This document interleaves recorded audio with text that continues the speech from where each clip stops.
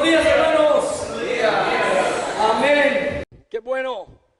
Bien. Una buena noticia, mi computadora resucitó. La reparé y quedó muy bien. Así que ahora ya tenemos aquí el mensaje que iba a compartir con ustedes el domingo pasado, que fue interrumpido por una dirección divina de algo que el Señor quería hacer y que estoy seguro que además el Señor ha hecho en la vida de más de una persona. Y hoy podemos ver cómo va pintándose la iglesia con estos diferentes letreros. Ya encontré la palabra perfecta en realidad para la palabra banner, que es inglesa, que van enseñándonos un poquito qué es lo que hacemos en esta iglesia. Empezamos diciendo que en esta iglesia oramos, que en esta iglesia estudiamos la Biblia, que en esta iglesia nos congregamos, pero también decimos que en esta iglesia nos reunimos en células. ¿Qué son estas células? ¿Estamos hablando de células del cuerpo humano? ¿Estamos hablando de ese tipo de células? No, no estamos hablando de ese tipo de células. Estamos hablando en realidad de la iglesia en casa. Y la cantidad de veces que la palabra casa se menciona especialmente en el Nuevo Testamento son innumerables. También, por supuesto, en el Antiguo Testamento. Pero vamos a ver algunas cosas hoy día que nos van a hacer entender cómo es que el Señor desea, es la voluntad de Dios, que nuestras casas sean también iglesias, hermanos, ¿ok? De hecho, una iglesia es allí donde dos o más personas se reúnen en el nombre del Señor. Ya son iglesia, ya son aquella palabra que se usaba en el Nuevo Testamento para definir lo que ocurría cuando esas personas se juntaban a adorar a Dios. Inclusive allí oraban, allí partían pan, allí tenían comunión y el Señor estaba en medio de ellos, como está el Señor en medio de nosotros. Amén. Amén. Y el versículo que quiero poner es el siguiente y está allí. Recorría Jesús todas las ciudades y aldeas, enseñando en las sinagogas de ellos y predicando el evangelio del reino y sanando toda enfermedad y toda dolencia en el pueblo. Mateo 9:35. Recorría el Señor, iba por todas partes. Al principio el Señor hacía esto abiertamente en las sinagogas donde Él llegaba, y eran sinagogas pequeñas en pueblos apartados donde no había mucha persecución y donde se podía hacer esto. Y además también era la curiosidad de aquellos que veían al Señor y lo escuchaban con autoridad y decían que venga a hablar aquí y que traiga a sus discípulos. De hecho, habían muchos predicadores, habían muchos discipuladores que iban por todas partes con su séquito de personas que lo seguían, y era un privilegio poder llegar a una sinagoga y compartir allí la palabra de Dios o la ley, que en este caso sabemos que se hablaba en las sinagogas. El asunto era cuando Jesús, y era experto haciendo esto, tocaba o incidía en aquellos puntos que a los fariseos y saduceos no les gustaba. Por eso cuando lo invitan al Señor a leer el libro del rollo, el rollo del libro de Isaías, Él dice: el reino de Dios se ha acercado y está aquí el día de hoy con ustedes. Bueno, y eso le causó tremendo problema, ¿verdad? Y quisieron inclusive matarlo por las palabras que había dicho. Pero Jesús entonces, aparte de las sinagogas, también empezó a reunirse en todas las casas donde lo invitaban a estar. Uno de los ejemplos de esto fue Zaqueo. ¿Recuerdan quién fue Zaqueo? ¿Quién fue Zaqueo? ¿Dónde estaba Zaqueo cuando Jesús lo vio? Ok, colgado de un sicómoro, de un árbol. Y él era un hombre que estaba muy lejos de ser santo. Él había robado, él había usurpado bienes que en realidad no eran suyos, pero él hacía esto y había juntado mucho dinero, pero cuando vino Jesús y pasó y la gran multitud estaba allí, al que menos cualquiera hubiera pensado que Jesús le hubiera llamado para posar en su casa, habría sido a Zaqueo. Pero el Señor desde toda la multitud lo vio a él. ¿Y qué le dijo? Zaqueo, hoy día voy a ir a tu casa. Y se quedó allí. Y el Señor rompía todos los esquemas, completamente. Hermano, ¿alguna vez el Señor ha roto tu esquema? Porque a mí me lo ha roto muchas veces. El domingo pasado lo rompió, por ejemplo, ¿no? Y el Señor es experto en romper esquemas, porque nos esquematizamos, hermanos, en realidad, y nos acostumbramos a que las cosas deben ser de una forma. Pero el Señor es Dios y es soberano, y Él hace las cosas como Él quiere. Lo importante es estar conectados con el Señor y escuchar su voz y hacer su voluntad. Y eso es algo muy, muy importante. Pero el Señor ha dado una visión que destaca el trabajo en casas. Y esto no es algo que hemos inventado el día de hoy. Esto viene desde el inicio de la iglesia primitiva y tenemos que entenderlo. El hecho de poder alcanzar a las personas, a las ciudades y a las naciones tuvo mucho que ver con el trabajo que se hacía en las casas. El Señor, recuerdan, envió a sus discípulos a que fueran a las casas. Y el Señor les decía, toda casa que les abra su puerta, entren y quédense allí. Allí compartan lo que han aprendido. Y si no les abrían la puerta y no quisieran escucharles, entonces sacudan el polvo de sus pies y vayan a la siguiente.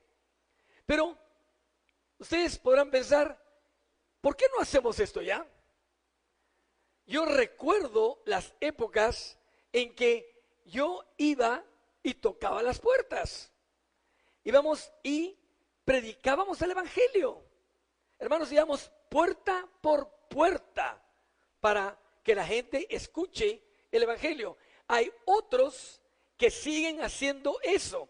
Inclusive hay algunas casas donde le ponen un letrero que dice algo como que no nos molestes, ¿no?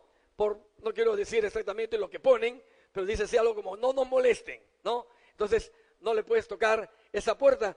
Pero no es la única manera también. Hay otras formas y creo y realmente estoy seguro que es tan importante predicar el evangelio que el Señor nos ha dado una arma que es absolutamente maravillosa y que tenemos todos con nosotros, son nuestras casas, hermanos. Posiblemente alguien no va a querer ir a un templo. Si tú le dices a alguien, oye, mira, quiero que vengas a mi iglesia, puede pensar, uy, me está queriendo llevar, jalar. Pero si tú lo invitas a tu casa y allí compartes con él el evangelio de una manera más familiar, puede ser el punto de partida de algo que finalmente lo ayude a tomar una decisión por el Señor. Hermanos, esta forma de predicar el evangelio es una unción de multiplicación que ha sido otorgada a la iglesia y no empezó hoy, empezó en el tiempo de la iglesia primitiva y tiene un claro fundamento bíblico, ¿ok? Es muy, muy importante. Y voy a poner ejemplos de esto. Al otro día, nos dice Hechos 10:24, entraron en Cesarea y Cornelio los estaba esperando, habiendo convocado en casa, ¿a quiénes?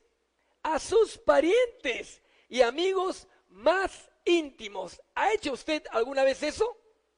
Convocar en su casa a sus amigos y parientes más íntimos. Oye, te invito a una reunión, mira que va a venir a visitarnos una persona que tiene una hermosa palabra, tiene algo que decirnos. No sé si has escuchado por allí acerca del evangelio de Jesucristo, de las buenas nuevas del Señor, y va a venir ahora en la noche este discípulo de Jesús que quiere decirnos algo bueno, y yo quiero comunicarte a ti la palabra que va a traernos hoy día a casa. y Cornelio congregó allí ese día. Y dice que ese día todos se convirtieron. Pedro entró y lo primero que dijo, sin entender lo que el Espíritu Santo estaba tratando de hacer, el Señor lo sacó de su esquema. Y lo primero que dijo es: tú sabes, Cornelio, cuán difícil para mí es estar aquí. En realidad, yo no estoy acostumbrado a ir a casa de inmundos. No había terminado de decir eso y el Espíritu Santo cayó sobre Cornelio y toda su casa. Lo sacó de su esquema. E inmediatamente Pedro dijo: wow, en realidad la forma en que el Señor actúa es extraordinaria. El Espíritu Santo no es solamente para nosotros, lo que hemos estado cerca del Señor, ni para el pueblo de Dios nada más, es para todo el mundo. Nunca sabes tú cuándo el Señor va a actuar y cuándo va a actuar de una manera poderosa. Tal vez estarías salvando a tu vecino, a tu prima, a tu tío, a tu sobrino. Dios solamente sabe, hermano. Nunca pongamos excusas como: a este no lo invito porque no me cae bien, ¿no? Porque si tú no te dejas ser usado por Dios, Dios va a usar a otro en vez de ti. Y qué hermoso es ser usado por el Señor. ¿Quién dice amén? Amén. Eso es algo maravilloso y glorioso. Pero ¿qué son las células básicamente? Bueno, son grupos pequeños, integrados por personas que se reúnen generalmente una vez por semana con el ánimo de desarrollar su crecimiento integral basado en la palabra de Dios. Es un marco de compañerismo que facilita el pastoreo personalizado. Por eso yo les digo a aquellos que dirigen las células que son como mini pastores, tienen una encomendación, les ha sido dada esa encomendación, esa autoridad, para que en nombre del Señor y a través de la iglesia puedan compartir la palabra de Dios y las personas que van allí, especialmente los nuevos, escuchen el Evangelio. Y digo esto como algo muy importante porque pese a que en las células se crea un ambiente familiar muy hermoso, no son solamente para hacer parrillas y comer rico, ¿no?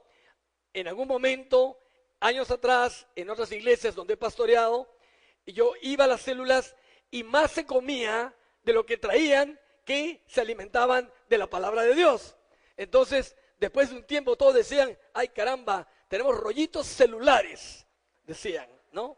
Y no se trata de eso. Lo más importante de una célula es que podamos alimentarnos de la palabra de Dios, mis hermanos. Y miren cómo es que funcionaba. Dice: y crecía la palabra del Señor y el número de los discípulos se multiplicaba grandemente en Jerusalén. ¿Por qué? Porque abrían sus casas, invitaban a sus casas, llegaban a las casas, escuchaban la palabra de Dios, eran sanados allí, eran liberados allí, conocían al Señor y el Señor les daba vida nueva. Hechos 21 dice: ustedes bien saben que no he rehuido anunciarles y enseñarles públicamente. ¿Y qué dice? Y por las casas, testificando a judíos y a gentiles acerca del arrepentimiento para con Dios y de la fe en nuestro Señor Jesucristo. Es interesante que dice en las casas, y poco a poco vamos a ir viendo cómo se iban dejando las calles y se iban usando las casas más y más, porque eran los puntos de reunión. Hermanos, no habían edificios y había persecución. Entonces las casas eran lugares seguros. Ahora, el día de hoy, por lo menos en el Perú, no tenemos persecución. Podemos reunirnos en un templo como este el día de hoy, pero también tenemos casas. Y aunque no haya persecución religiosa hoy día, tenemos una persecución de tráfico. Tenemos un problema vial terrible que se nos hace muy difícil transportarnos, conmutar de un sitio a otro. Entonces, tenemos que ser sabios y no podemos solamente tener un lugar donde nos reunimos una vez a la semana, que viene a ser este lugar. Y estoy tan contento de ver a tantas caras el día de hoy, algunos que no he visto en un tiempo y otros que tal vez veo por primera vez y otros que seguro están aquí hoy día escuchando lo que el Señor está diciendo. Tú no puedes solamente quedarte con el alimento del día domingo. Tú tienes que también durante la semana fortalecer tu espíritu congregándote con tus hermanos para poder conversar, hablar, llenarte de la palabra de Dios, ¿ok? Y eso es algo que es muy, muy importante. Pero ¿cuáles son los antecedentes? Porque no es que el pastor Richard quiera hablar solamente de las células en las cuales yo quisiera que todos nos reunamos, sino que hay un antecedente bíblico y es este aquí, son estos aquí básicamente. El número 1, Jesús ministró continuamente en las casas y aconteció, dice, que estando él sentado a la mesa, ¿dónde? En la casa, he aquí que muchos publicanos y pecadores que habían venido se sentaron juntamente a la mesa con Jesús y sus discípulos. Estaba en una casa Jesús, donde lo habían invitado a posar, y allí vinieron a darle el encuentro los publicanos, allí vinieron a darle el encuentro los pecadores, allí iban a encontrarse con Jesús. ¿Dónde está Jesús? En la casa de Marta y María. ¿Dónde está Jesús? En la casa de Pedro. ¿Dónde está Jesús? En la casa de Tomás. ¿Dónde está Jesús? Vamos a donde está Jesús, en las casas. Cada vez fue más difícil abrir las sinagogas y los lugares para poder reunirse eran las casas. Así que tenemos fundamento. Jesús operó sanidades y poderosas en las casas, hermanos míos, como el de Mateo capítulo 9, versículos 23 y 24. Al entrar Jesús en la casa del principal, viendo los que tocaban flautas y la gente que hacía alboroto, les dijo: apartaos, la niña no está muerta, sino duerme. ¿Recuerdan este episodio? ¿Recuerdan? Jairo, su hija que estaba desfalleciendo, finalmente murió, y Jesús dijo: voy a tu casa, Jairo. Él ha podido decir: tráiganme a la niña aquí. No, Jesús dijo: voy a tu casa. Es muy interesante porque el Señor está tocando la puerta de tu corazón, tu cuerpo, tu vida, tu casa. El Señor quiere entrar a nuestras casas. Y si bien es cierto que el Señor está con nosotros y que tenemos el Espíritu de Dios, hermanos, es importante que en nuestra casa también habite el Espíritu de Dios. Ahora tú puedes decir: bueno, habita en mi casa a través de mí, pero ¿quién más hay en tu casa? ¿Hay alguien en tu casa que no conoce al Señor? ¿Alguna persona que ayude en tu casa a la cual no le has compartido el Evangelio aún? ¿Hay alguien en tu casa o que venga a tu casa? Hermano, cualquier persona que venga a tu casa debe ser la perfecta excusa, el momento adecuado para que no salga de allí sin escuchar el Evangelio. ¿Ok?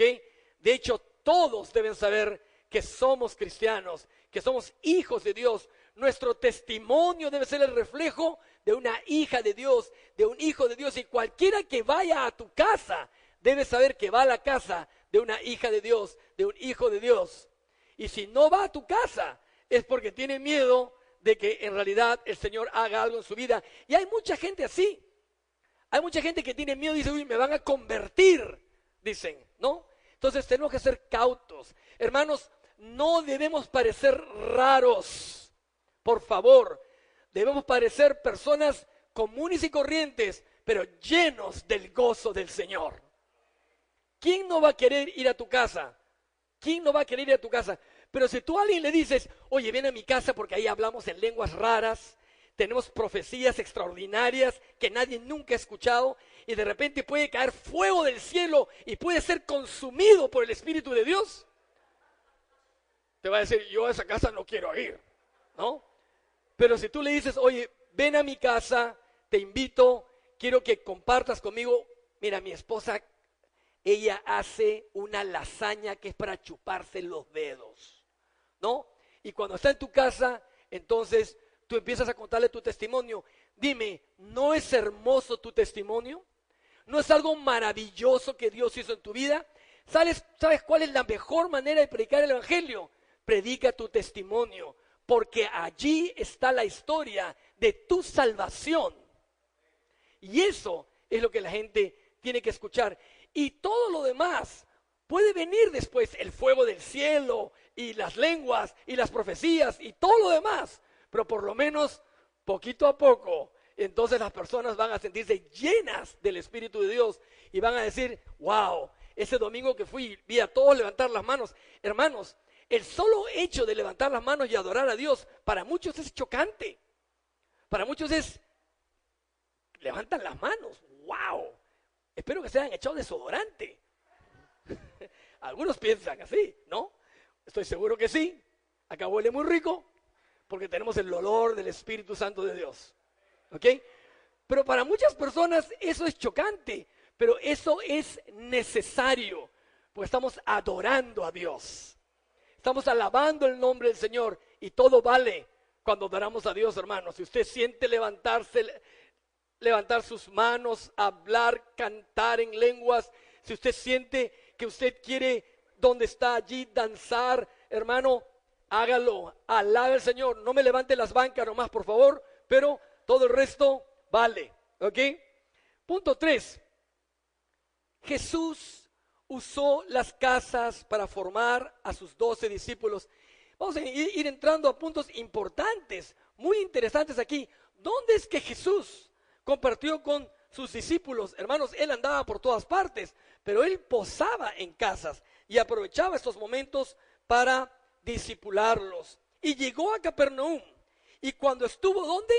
En casa, les preguntó, ¿qué disputabais entre vosotros en el camino? Mas ellos callaron porque en el camino habían disputado entre sí quién había de ser el mayor.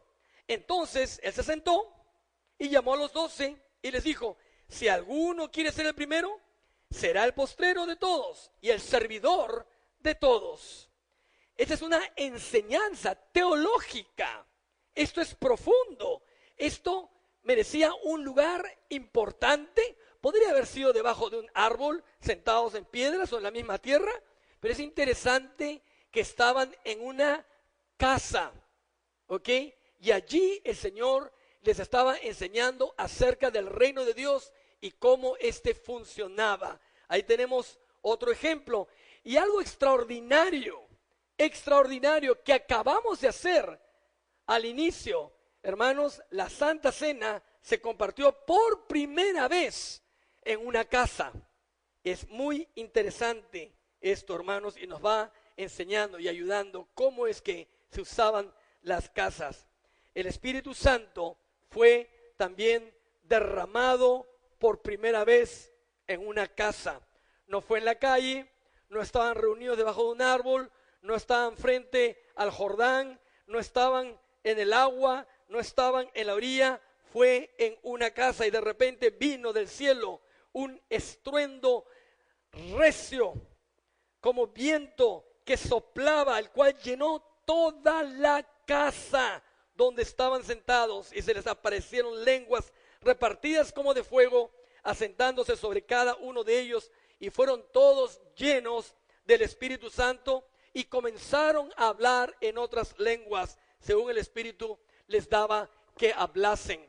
Mi experiencia de ser lleno del Espíritu Santo no fue en la iglesia, fue en mi casa, fue en un estudio que mi papá construyó para que sus hijos estudiaran, ¿ok?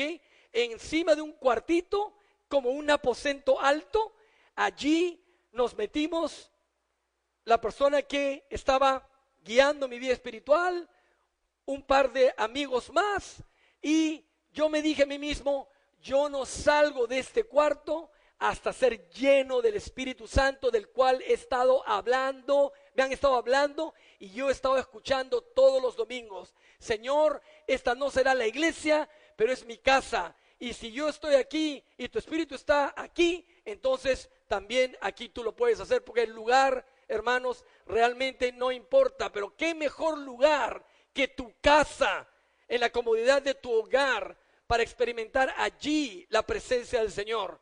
Hermanos, ahí estuvimos casi 48 horas. Yo había decidido no comer y no beber nada hasta que el Espíritu Santo de Dios me llenara, y ese día el Señor, bueno, al día siguiente en realidad, el Señor llenó ese lugar. Y hermanos, yo no vi lenguas de fuego, pero créanme que había fuego en mi corazón. Ese día fui lleno del Espíritu Santo de Dios, recibí esta extraordinaria experiencia de poder recibir el Espíritu, y que me impulsó hasta el día de hoy a ser quien soy. Y yo le digo a usted, no espere que algo ocurra en la iglesia. Puede ocurrir, ¿por qué no? Dios puede usar cualquier sitio y cualquier lugar. Pero hermano, haga de su casa su fuerte de adoración, su fuerte de alabanza, su fuerte de oración, su fuerte de estudiar la Biblia también, y venga lleno del Señor, y procure que el Señor use su casa para la honra y gloria de su nombre. La iglesia misma se fundó en casas. Hermanos, no se fundó en ninguna sinagoga. No había ninguna sinagoga que le diera cabida a los cristianos. De hecho, mientras más fuertes y poderosos se hacían en el Evangelio y en ser llenos con el Espíritu Santo, menos los querían en las sinagogas. Y no habían construcciones a dos aguas con una crucecita encima. Eso no existía. No existía. Eso no se vio hasta varios siglos después. ¿Ok? Lo que había eran hermanos dispuestos a abrir sus casas para que se reúnan los hermanos allí y compartan su comunión con Cristo. ¿Ok? Y es muy importante eso. Y miren lo que dice aquí Hechos capítulo 5, versículo 42. Y todos los días en el templo y por las casas, fue yendo más hacia las casas, como explicaba al principio. Del templo los sacaron después, pero en las casas se reunían y no cesaban de enseñar y predicar a Jesucristo. ¿Ok? Habían algunos fariseos que eran más condescendientes y que permitieron a los discípulos de Jesús, especialmente después de que el Señor partió a los cielos, que se siguieran reuniendo en los templos. Pero como explicaba, cuando fueron viendo que sus números sobrepasaban tremendamente los números de los judíos convencionales, se asustaron. Decían, estos no tienen cómo ser parados, especialmente cuando eran confrontados con su mismísima ley, con las enseñanzas de Jesús. Entonces no les quedó otra cosa más que ir a las casas. Ahora, habiendo dicho esto y dejando bien claro este punto de la importancia de las casas, la importancia de la visión celular, tenemos aquí 4. Las células permiten el pastoreo persona a persona. Cualquiera de ustedes que esté liderando una célula, ¿ok?, permiten que el pastoreo sea persona a persona. Aquel que está dirigiendo una célula que tiene 4, 6, 8, 10, 12, 15 personas, es mucho más fácil poder pastorear. ¿Qué cosa es pastorear? Básicamente, ¿qué hacemos? Una vez un pastor me dijo, ay Richard, es que la gente es tan complicada. Claro, por supuesto. Jesús dijo que la iglesia no era para los sanos, era para los enfermos. ¿Ok? Ahora, no es aquí que estemos todos enfermos de algo, ¿no? Pero hemos estado enfermos de no tener al Señor en nuestras vidas. Y hemos sido sanados por el Señor y ahora lo tenemos y podemos decir amén. ¿Ok? Pero por supuesto que a la iglesia va a llegar gente que tienen problemas, que tienen dificultades, que tienen las emociones totalmente encontradas, que están en pecado, que tienen conflictos, que se han peleado con el papá, con la mamá, que han sido violentados o violentadas, gente con problemas. Un muchacho al que le tomé una carrera hace unos días, tengo la costumbre de cada vez que entro a un taxi estoy hablando la palabra de Dios. Entonces estaba hablándole acerca del Señor y este joven empezó a llorar y me dijo: pastor, yo también he sido creyente y ahí donde usted me ve con mi carrito, tenía un bonito carrito y sería un chico de unos 26 años, me dijo: hace 6 años atrás, si usted me hubiera visto, no me hubiera ni mirado.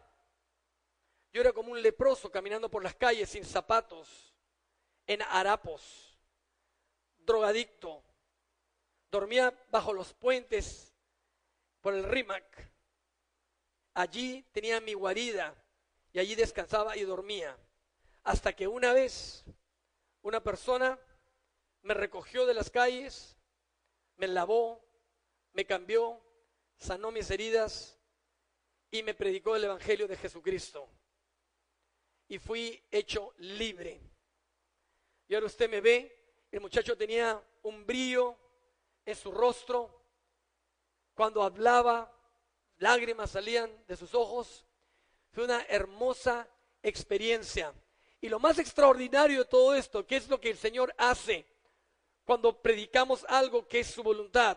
Es que me dijo: me llevó a su casa y allí me discipuló.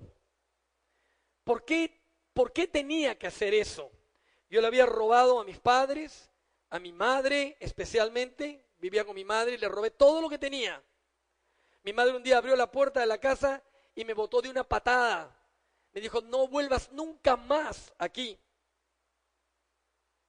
Mis hermanos son ejecutivos, son gente importante, ninguno de ellos quiere hablar conmigo hasta el día de hoy. Pero esta persona me recibió en su casa como a un hijo y allí me instruyó en la palabra de Dios. El día de hoy tengo mi carrito, este es mi negocio, de aquí vivo y por la gracia de Dios he sido convertido en una nueva persona. Gloria a Dios. Esos son testimonios que realmente valen la pena entender, hermanos. Fui pastoreado directamente de persona a persona. Cuando una persona recibe el Evangelio, el diablo va a hacer todo lo posible por robar esa semilla. Las primeras horas de un nuevo creyente son cruciales. Hermanos, déjenme decir esto con mucho énfasis.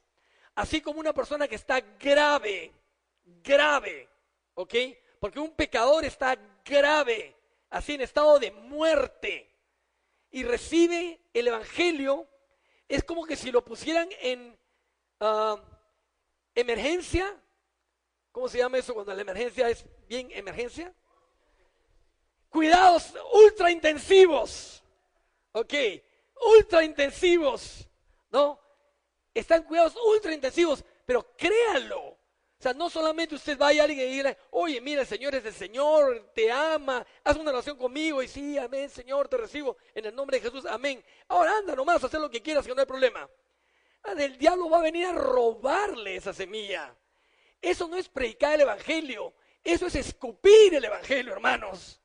Créanme, eso es justificarse diciendo: hoy día prediqué el Evangelio. Predicar el Evangelio tiene que venir de la mano con discipular. Si tú realmente quieres que alguien se convierta a Jesucristo, tienes que tomarlo del hombro. Tienes que tomarlo del hombro. Es por eso que muchas veces nos justificamos haciendo lo que acabo de decir. Decimos: ya hice mi buena obra de hoy día. Hoy día prediqué el Evangelio, ¿no? Está bien, hermanos, porque la palabra no regresa vacía.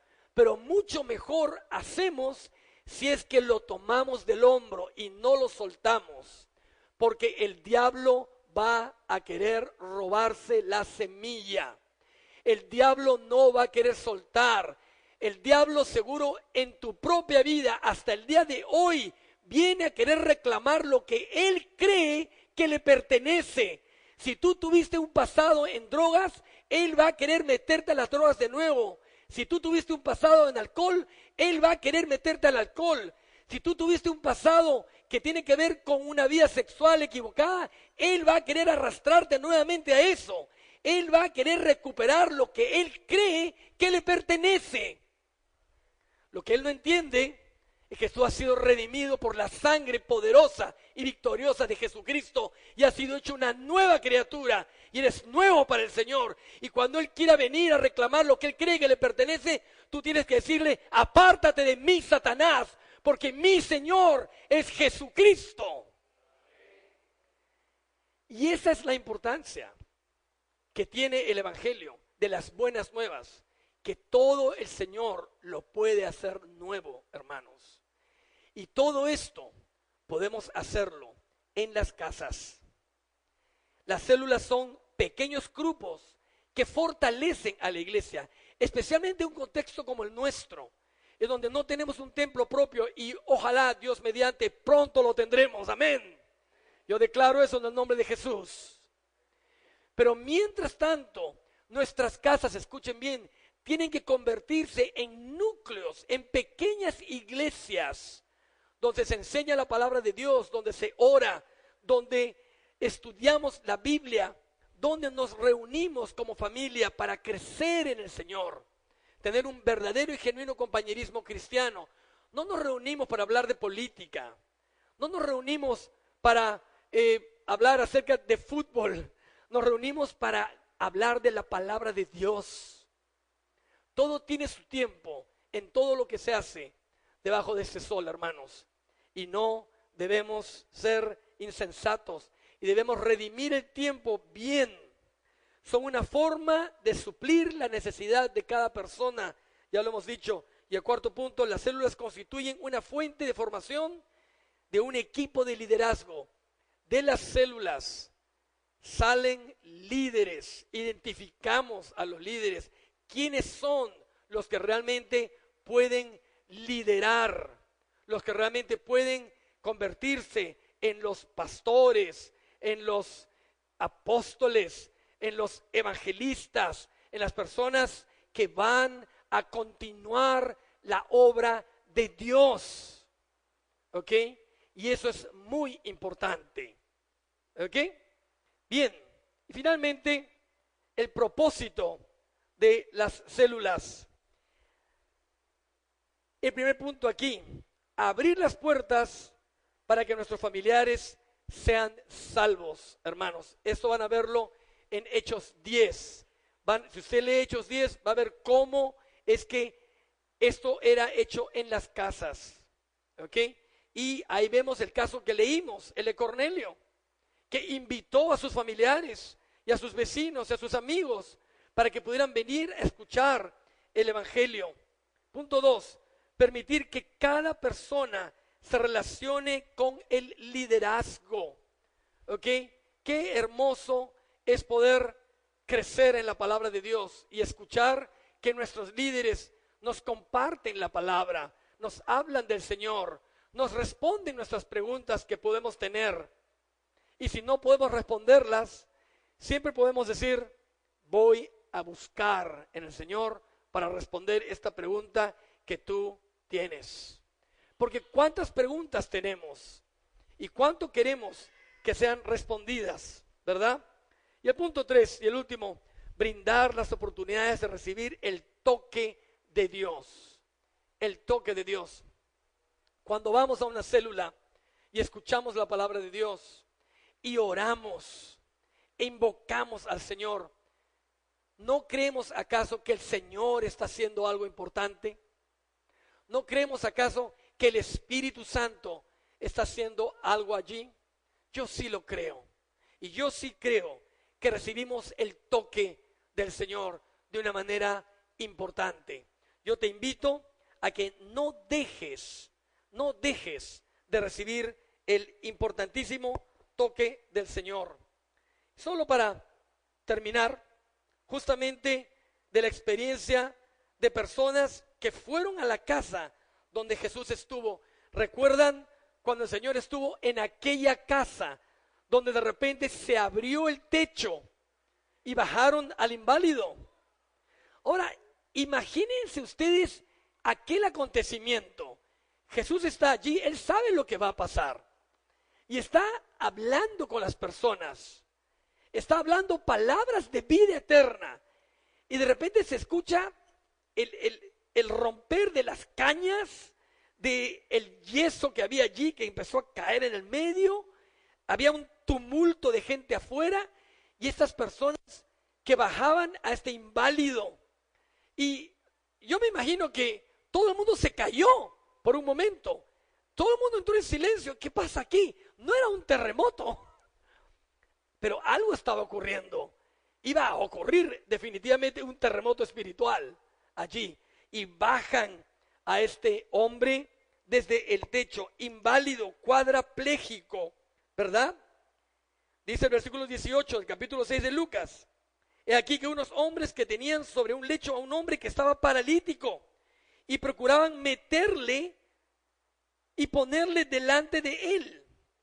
Y no hallando por dónde meterlo, a causa de la multitud, se subieron a la azotea y por el tejado lo bajaron en el lecho y lo pusieron en medio delante del Señor. Y Jesús, al ver la fe de ellos, le dijo: hombre, tus pecados te son perdonados.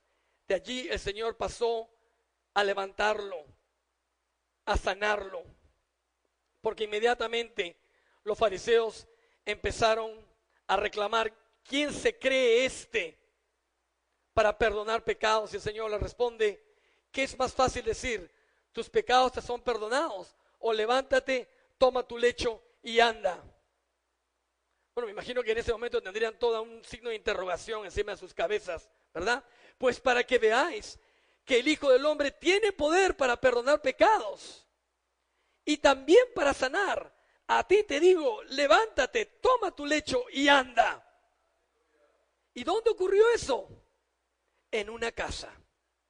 Hermano mío, ¿qué se necesita para que tú creas, para que puedas ser sanado, para que otros puedan creer? Sí te digo una cosa, nadie puede creer por ti. Dios no tiene nietos. Escucha bien, Dios no tiene nietos. Dios tiene hijos.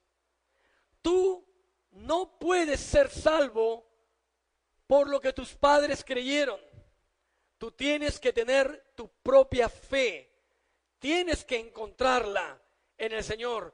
Tienes que venir a Cristo. Es la única manera. Y el Señor está esperando. Y tal vez te está preguntando: ¿qué necesitas para creer? El Señor te dice que Él puede perdonar tus pecados, que Él puede sanar tus heridas. Yo no sé cuáles serán. Tal vez son heridas nuevas, tal vez son heridas muy viejas. Estoy seguro que unas o las otras te causan muchos problemas. Pero sí te digo una cosa: el Señor es poderoso para hacer las cosas mucho más abundantemente de lo que piensas o entiendes. El Señor quiere, hermanos míos, que nosotros crezcamos para convertirnos en una luz que brille en la oscuridad.